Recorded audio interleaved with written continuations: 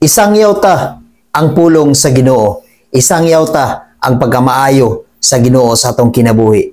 Igsoon, ayaw ikaulaw ang pulong sa Dios. Ayaw ikaulaw ang gibuhat sa Dios sa imong kinabuhi.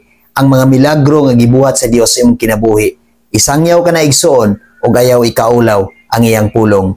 Deuteronomio 32 versikulo 3. Isangyaw ko ang ngalan sa Ginoo og pasidunggi ninyo ang atong Dios.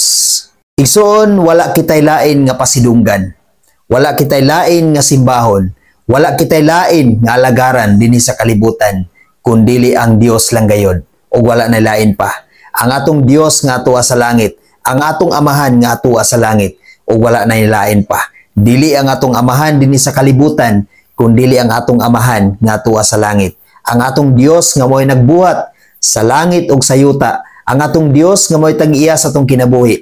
Ang atong Dios nga mo'y nag-provide sa matag adlaw-adlaw nato nga pagkinabuhi dinhi sa kalibutan. Ang atong Dios nga nag-amping kanato. Ang atong Dios nga milagroso ang nagpanalangin kanato, ang naghatag sa tanang butang nga atong gigamit dinhi sa kalibutan. Ug wala na lain igsuon. Mao kanang Dios nga atuwa sa langit. Mao kanang amahan nga atuwa sa langit. Ayaw ikaulaw ang gibuhat sa Dios sa imong kinabuhi igsuon. Ayaw ikaulaw ang pulong sa Dios igsoon.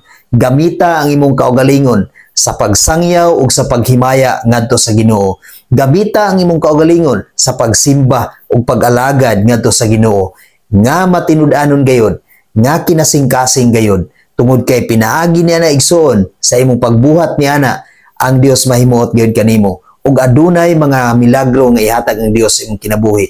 Daghan nga mga milagro nga ihatag ang Dios sa imong kinabuhi igsoon nga wala gayud kana nimo gi-expect tungod sa imong pagsunod sa kabubuton sa Dios. Ayaw ikaulaw ang pulong sa Ginoo igsoon tungod kay mao kana ang magtudlo kanimo sa pagkinabuhi nga matarong dinhi sa kalibutan. Mao kanay magbag-o ug mag-usab sa imong kinabuhi ug sa imong tibuok nga pamilya. Pinaagi sa gahom sa Dios igsoon, aduna gayud daghan nga kausbanan sa imong kinabuhi ug wala ni lain nga mogawas sa imong baba kundili ang mga pulong nga makapahimuot lang gayod sa Ginoo. Ug tungod ni ana, aduna kay maayo nga relasyon sa Dios ug aduna usab kay maayo nga relasyon ngadto sa imong isig ka tawo. Gamita igsuon ang imong social media sa pagsangyaw ngadto sa Ginoo. Gamita igsuon sa tanan nga higayon ug sa tanan nga panahon ang imong kinabuhi sa paghimaya ngadto sa Ginoo. Ayaw gamita ang imong kinabuhi igsuon sa paghimaya dinhi sa kalibutan, sa paglingaw-lingaw, sa pagbuhat sa mga kaugalingon nga mga kalipay, sa pagbuhat sa mga personal nga mga kalipay nga dili makapahimuot sa Dios o nakapahimuot lamang diha sa imong kaugalingon. Ayaw huna-huna igsuon nga ang kalipay nga imong naangkon karon hangtod sa hangtod na. Tungod kay ang kalipay nga imong naangkon kung dili ka bubuton sa Ginoo, dili ka na tinuod nga kalipay igsuon. Tungod kay ang tinuod nga kalipay ato lang gayud ka nang makaplagan, ato lang gayud ka nang maangkon diha sa Ginoo, sa gingharian sa Dios, o wala na dinhi sa kalibutan igsuon.